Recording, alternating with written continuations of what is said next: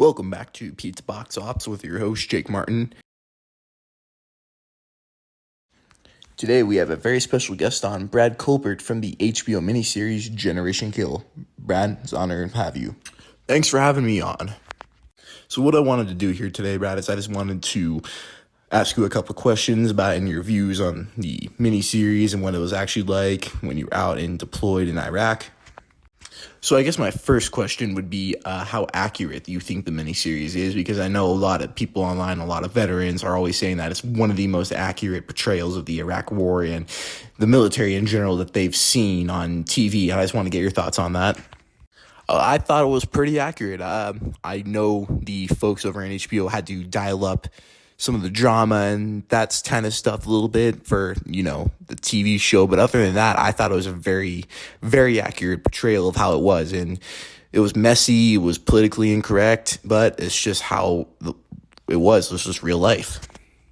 And I guess my other question would be, is Trombley in the show is kind of a psycho, like an absolute lunatic. He just wants to get that. He wants to get the kill, I just want to ask, was he like that in real life? Well, I'd say to a certain degree that everyone was they were excited to get some and get after it and get that kill, But I think Trombley was more or less kind of just a scared kid out there, He's kind of out of his element. He's with a bunch of experienced Marines so far. So I would say he's not so much a psycho as he is just trying to fit in. All right, well, thanks for coming on. It's been an honor and a pleasure to have you. And I guess we should roll on to our next guest, which is the driver for the main group in Generation Kill, Ray Person. All right, well, thanks for coming on. It's been an honor and a pleasure to have you. And I guess we should roll on to our next guest, which is the driver for the main group in Generation Kill, Ray Person.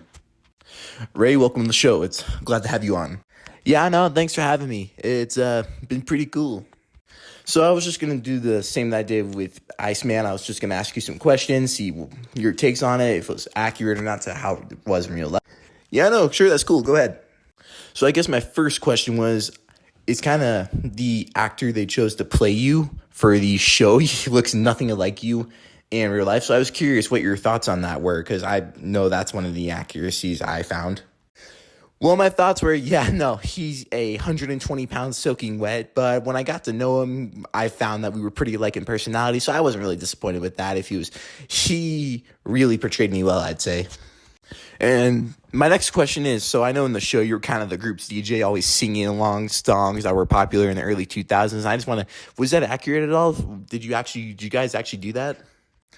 Well, of course we did. We were out in Humvees driving in lonesome, barren wasteland Iraq for so long. What else were we supposed to do?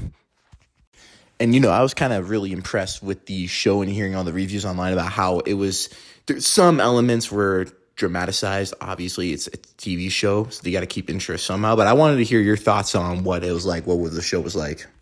I got to agree with the Iceman. I thought it was pretty good. I thought it was pretty close.